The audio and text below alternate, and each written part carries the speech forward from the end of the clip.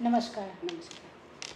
આજે આપણે પાંચમી રાશિ એટલે કે સિંહ રાશિ વિશે વાત કરીશું.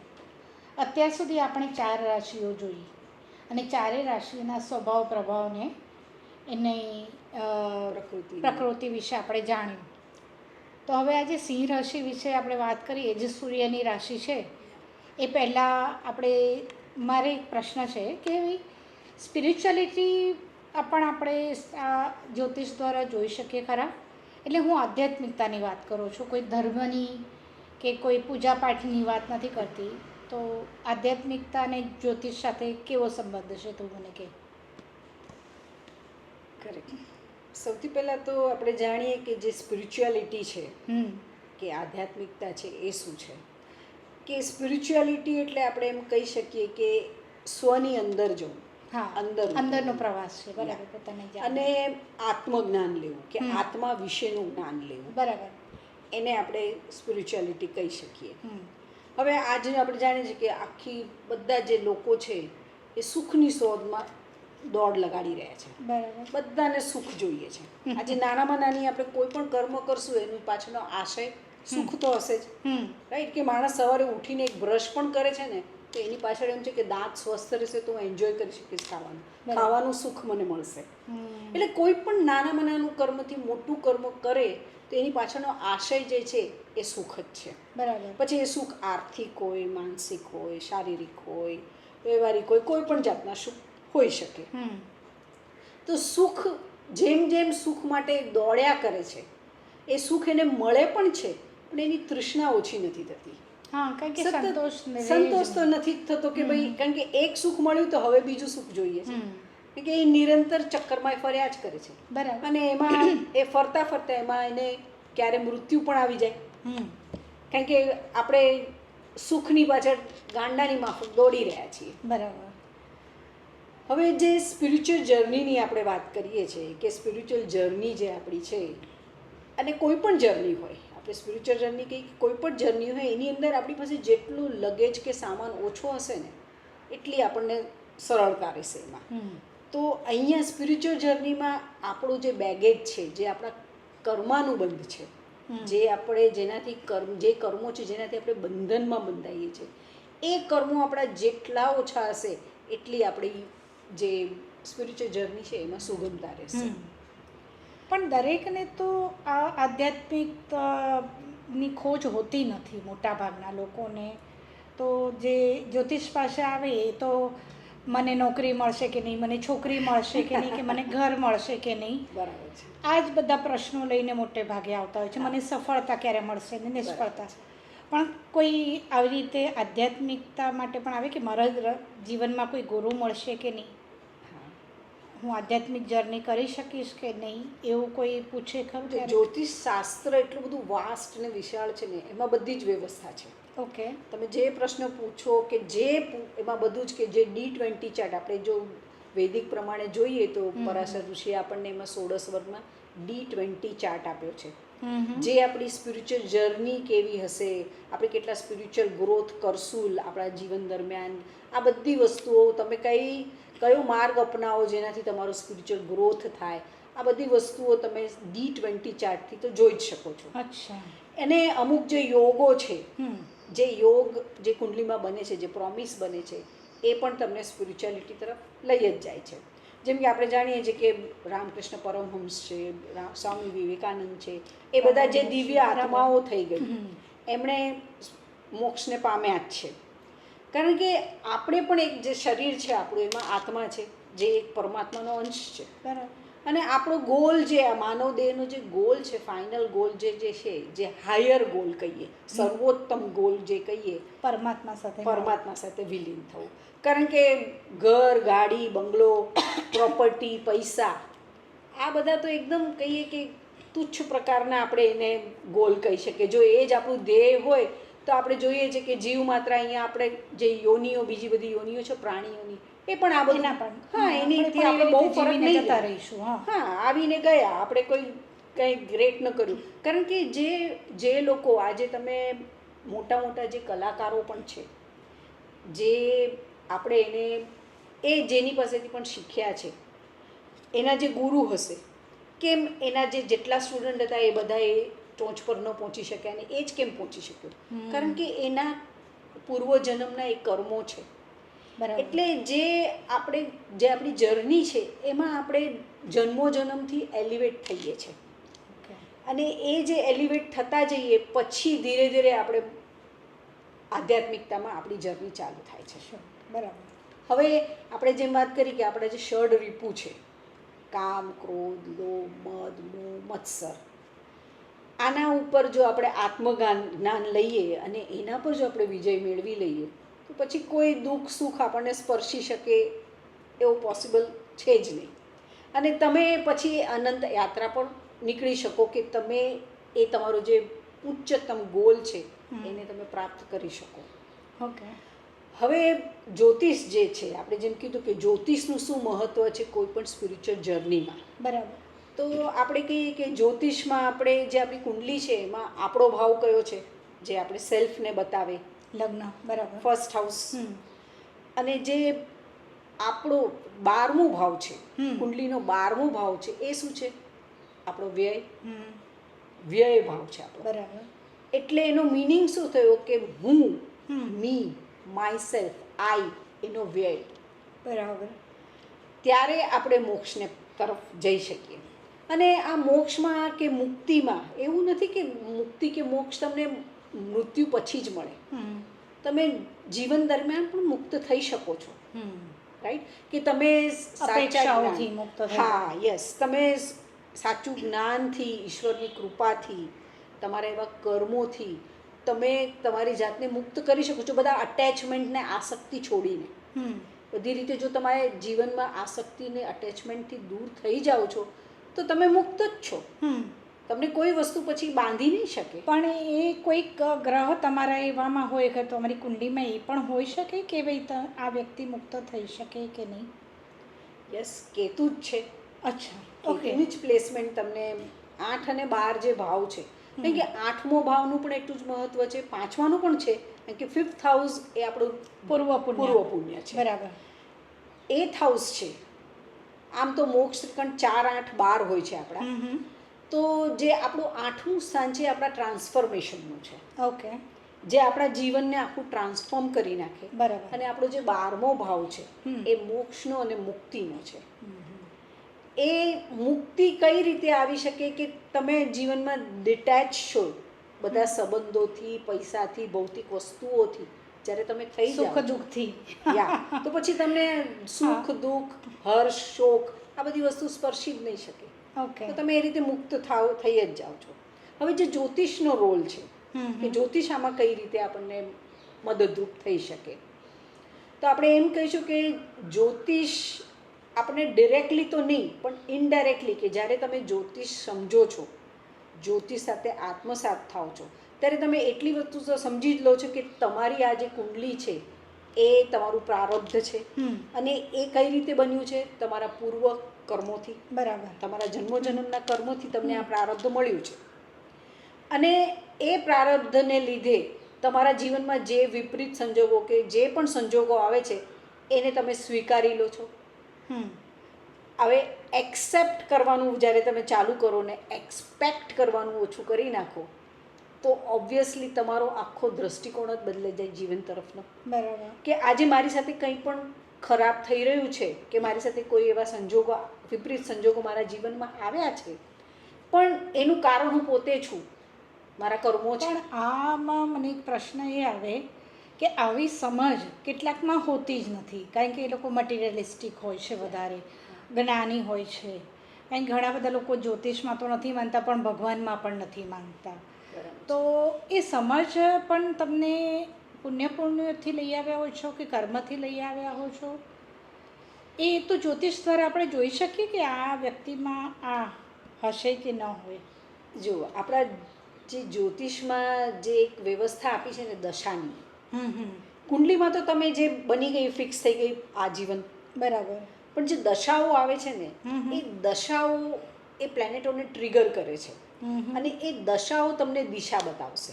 ઓકે. પર્ટિક્યુલર પ્લેનેટ જે છે એ તમારી કુંડલીમાં બહુ સારી પ્લેસમેન્ટમાં છે અને શુભ છે, અને એની જ્યારે દશા આવે છે ત્યારે એ તમને એ શુભત્વ તરફ લઈ જશે. ઓકે. અને તમને જો હવે કોઈ વ્યક્તિ છે એને 8th હાઉસ કે 8th લોર્ડની દશા છે કે કેતુની દશા છે કે ઓકલ્ટનો જે 8th હાઉસ કહીએ છીએ એ એનું વેલ પ્લેસ છે, તો આપણે કહી શકીએ કે એ વ્યક્તિ જ્યોતિષમાં જઈ અને એ તરફથી, હવે કોઈ વ્યક્તિ છે એ કોઈ બીજા જ્ઞાનથી પણ જઈ શકે કે જે મેડિટેશન છે, પ્રાણાયામ છે, આ બધી ક્રિયાઓ છે એનાથી પણ તમે જઈ શકો. કારણ કે સ્પિરિચ્યુઅલિટી તરફ જવા કે આધ્યાત્મિક તરફ જવા તો ઘણા બધા રસ્તાઓ છે. બરાબર. આપણે જે જ્યોતિષની વાત કરીએ છીએ એનો જે રોલ છે કે જે તમને અવેરનેસ આપે, એક સભાનતા આપે, તમારા પોતાનું જ આ કરેલું છે અને એ જ તમારી સામે આવી રહ્યું છે, એનું જે તમને સ્વીકાર તમે કરી લો છો તો પછી તમને એ દુઃખ નથી રહેતું. ઓકે. એટલે એ તમારી જે માઇન્ડસેટ છે, એ તમારી જે વિચારવાની માનસિકતા તમે પેટર્ન બદલો છે તો એને તમે તમે બદલી શકો. આધ્યાત્મિકતા કારણ કે તરફ જઈ કોઈ શકો. પણ તો જર્ની even માટે તમારી કુંડલીમાં ન હોય તો પણ એ તમે એમાં લાવી શકો એમ છો, એ ખરું ને? Yes, જેમ કારણ કે કે ટ્રાન્સફોર્મેશન કોઈ પણ રીતે આવી શકે. તમારા જીવનમાં તમારા ગુરુ આવે, એ તમને વિવેકાનંદને નહોતું થયું, રામકૃષ્ણ પરમહંસ Yes, પાસે ગયા હતા yes. કે મને ભગવાન મળે કે નહીં, તો કે એમાં કોઈ જ્યોતિષે એને કહ્યું ને કે આમાં તમારે રેખા નથી, તો એણે ચપ્પુથી કાપીને એમાં રેખા બનાવી દીધી. બરાબર. એટલે તમે જો કોઈ વસ્તુને શિદ્દતથી ચાહો તો એ હા. તમને મળી શકે એમ છે. કારણ કે ટ્રાન્સફોર્મેશન તો આવવું જરૂરી છે. પછી એ તમારા ગુરુથી હોય કે કોઈ જ્યોતિષથી હોય કે કોઈ પણ ઓકલ્ટ સાયન્સ કહીએ જે વિદ્યાઓ છે એનાથી હોઈ શકે. રસ્તાઓ ઘણા બધા છે, તમે શું અપનાવો છો એની એ માટે મહત્વનું important છે. છે. એટલે આ બેઝિકલી આપણે એટલું કહેશું કે એક અવેરનેસ આપશે, એક સભાનતા આપશે, જેથી તમને એ તમારો સ્પિરિચ્યુઅલ જે માર્ગ છે, જે તમારી જર્ની છે એમાં તમને અને આપણે અનુકૂળ કરે. એ જ રસ્તા પર 12 રાશિઓના સ્વભાવ પ્રભાવ અને પ્રકૃતિ વિશે વાત કરીએ છીએ. એટલે તમે તમારો સ્વભાવ પ્રભાવ અને પ્રકૃતિ જાણી લો, અથવા તો તમારા પાર્ટનરના, તમારી આસપાસ જે લોકો છે કે જેની સાથે તમારો ઘર્ષણ થાય છે, યસ, કે જે તમને તકલીફ છે એને સમજી લો, અને એમાંથી તમે જો સમજીને બહાર આવો તો ઘણા બધા તમારા જીવનમાં કારણ કે એક સમસ્યાઓ આસક્તિ ઓછી થાય. અને ડિટેચમેન્ટ જો આવી જાય, તકલીફો ઓછી થાય. હા, હા. તમારામાં એ જે આસક્તિ ઓછી થઈ જાય અને તમે ડિટેચ થઈ શકો બધા સંબંધોથી કહો કે વસ્તુઓ કે ભૌતિક અથવા વસ્તુઓ. ડિટેચ ન થાવ તો તમે સમજો તો ઓટોમેટિક એમાંથી મુક્ત થઈ શકો ને. Yes, તમે એક સમજ yes. કેળવી Yeah, શકો yeah, જુદી, સાચી તો વાત. તમને તકલીફો કદાચ ઓછી ઓછી થાય આવે, એવી બરાબર રીતે. છે. આપણે આ વિશે આવતા બીજા પેલામાં પણ વાત કરીશું જ, બીજા એપિસોડ્સમાં. ચોક્કસ. આજે આપણે સિંહ રાશિ વિશે વાત કરીએ. હા. તો સિંહ રાશિના જે શબ્દો છે, અક્ષર છે, હા. એ મ અને ટ. મોટો. બરાબર. એટલે તો જો તમારી રાશિ સિંહ છે કે તમારું નામ મ કે ટ પરથી છે તો તમારી રાશિ તમે સિંહ. સિંહ હોઈ શકે, હા. જો રાશિ પરથી નામ પાડ્યું હોય પાડ્યું તો. હોય તો બરાબર છે. અને ઘણાને એવો પ્રશ્ન પણ છે, મને એક જણાએ કીધું કે અમારા મિત્રએ કે તમે આ લગ્નની વાત કરો છો, આ રાશિ જોવાની કે પછી રાશિથી, ચંદ્ર રાશિથી? આપણે ચંદ્ર રાશિથી જ વાત કરીએ છીએ. હા, લગ્ન પણ તમે જોઈ પણ શકો. લગ્ન એ તમારું શરીર છે અને Yeah. ચંદ્ર રાશિ એ તમારું મન. મન છે. બરાબર. એટલે તમારી સ્વભાવ ને પ્રકૃતિ બધા જ વિશે જાણવું હોય તો એ બંને લગ્ન અને બેવનું analysis. રાશિનું તમે બંને જોઈને તમે એના પરથી એક સમજ કેળવી શકો. બરાબર છે. એટલે તમે શેનાથી જુઓ છો એ મહત્વનું નથી, તમે એ સમજી લો એ મહત્વનું છે. એના ફંડામેન્ટલ ને એના જે બેઝિક છે એ આ જ રહેવાના એ છે. આ જ રહેવાના છે. બરાબર છે. તો સિંહ રાશિ વિશે તું વાત કરશે કે? હા, તો સિંહ રાશિ છે એનું જે સિમ્બોલ છે, જે લિયો સાઇન આપણે કહીએ છીએ, એનું જે સિમ્બોલ છે એ છે સિંહ, લાયન. આપણે જાણીએ છીએ જંગલનો રાજા છે. તો આ રાશિ પણ બધા રાશિઓની રાજા છે. એનો જે સ્વામી છે એ સૂર્ય છે, એને પણ બધા ગ્રહોનો રાજા કહેવામાં આવ્યો છે. અને એની સિંહની જે પર્સનાલિટી છે, જે વ્યક્તિત્વ છે, એના પરથી આપણે જોઈને સિંહની, તો આ લોકોનું પણ એ ટાઈપનું એક વ્યક્તિત્વ હોય જે અલગ તરી આવે બધાથી. એ લોકોને જે સિંહની જે ક્વોલિટી છે, રાજાની જે ક્વોલિટી એનામાં છે, કે એને શું ગમે છે, ઓર્ડર કરવો, કમાન્ડ કરવું, ઓથોરિટી, પાવર, આ બધું એને પસંદ છે. એ શક્તિશાળી છે, આ લોકો પણ શક્તિશાળી છે. તો આ બધી જે સિંહ રાશિના જે ગુણ છે એ તમે સિંહની સાથે એમાં આ જોવા રીતે મળે. કમ્પેર કરી શકો. હવે જે સિંહ રાશિ છે એ પુરુષ રાશિ છે. હમ. તો પુરુષના જે ગુણ હોય કે એનામાં નિષ્ઠુરતા હોય, ક્રૂરતા હોય, એ થોડા આપણે કે પ્રેક્ટિકલ હોય, એનામાં લાગણી થોડી ઓછી ઓછી હોય, હોય. તો આ જે બધા ગુણ છે એ આપણને અહીંયા જોવા મળે. એનો જે સ્વભાવ છે સ્થિર સ્વભાવ છે. તો સ્વભાવમાં જે સ્થિરતા છે હમ. તો વિચારોમાં પણ એટલી સ્થિરતા છે.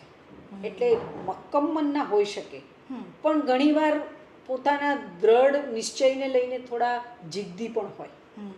એ લોકોમાં એક કહીએ કે સ્ટબનનેસ પણ હોઈ શકે, એમ આપણે અહીંયા કહી શકીએ. બરાબર. એનું જે તત્વ છે આ રાશિનું એ છે અગ્નિ તત્વ. અને એનો ગ્રહ સૂર્ય. સૂર્ય છે. તો અગ્નિ તત્વ છે જેનું આપણે ગુણ જોયો તો કે ઉપર જવું, આગળ વધવું, ગ્રોથ કરવો, વિકાસ કરવો, એ એનો ગુણ છે. બરાબર. તો આ લોકો પણ સતત આગળ કેમ વધવું એની માટે પ્રયત્નશીલ રહે, અને એની માટે એ પોતાને અપડેટ કરે, એવું નોલેજ લે. જેમ રાજા હોય તો રાજા શેની માટે પોતાને અપડેટ કરશે? એનો જે મુખ્ય કામ શું છે? અટેક, પ્રોટેક્ટ ને કેપ્ચર. હમ. પોતાનું સામ્રાજ્ય કેવી રીતે વધારવું? તો કોઈ દેશ પર જઈને અટેક કરવું, પોતાની પ્રજાને પ્રોટેક્ટ કરવી, હમ. એનું કેપ્ચર કરવું, આ બધા જે ગુણ છે એની માટે એ પોતે ફિટ રહેશે. પોતાની એ જે યુદ્ધની જે બધી શસ્ત્ર ક્રિયાઓ છે એ બધામાં એ પારંગત રહેશે. એટલે એનું નોલેજ પણ એ લેશે જ. હમ. તો આપણે કહી શકીએ કે અગ્નિ તત્વ છે. આ જે રાશિ છે એને કાક વંધ્યા કહેવામાં આવે છે. હમ. તમે ક્યારે સિંહનું ફેમિલી પિક્ચર જોયું હશે ને, તો એમાં જોશો કે સિંહ હોય, સિંહણ હોય, અને એક કે બે એનો બચ્ચા કે કબ જે કહીએ એ તમને જોવા મળશે. કારણ કે આ લોકોને જે ચાઇલ્ડ હોય ને એ લિમિટેડ ચાઇલ્ડ હોય. આ લોકોને જે મીન રાશિમાં આપણે માછલી એકસાથે ઘણા બધા ઈંડા મૂકે, પણ અહીંયા આપણને લિમિટેડ ચાઇલ્ડ જોવા મળે. ઓકે. હવે જે સૂર્યની વાત કરીએ છીએ આપણે, કે જે એનો સ્વામી છે, ત્રિકોણ આનું ધર્મ ત્રિકોણ છે. સત્વ આ લોકોનું જે રજસ ગુણ છે, એટલે ધર્મને અપનાવનારા છે, ધર્મમાં માનવાવાળા છે, આસ્થા રાખવાવાળા છે, ઈમાનદારી, સત્યવાન છે, આ બધા એમના ગુણ છે. હવે જે સૂર્ય છે, સૂર્યપ્રકાશ. પણ અહીંયા એમના ગુણ વિશે વાત કરીએ તો રાજા હોવાને લીધે થોડાક આમાં યશ એવી ખરી કે? Yes yes. કારણ કે જે કહીએ ગેમ્બલિંગ, મદિરાપાન, પછી સ્ત્રીઓ જે નૃત્ય, ક્રિએટિવિટી, આ બધામાં એમને શોખ.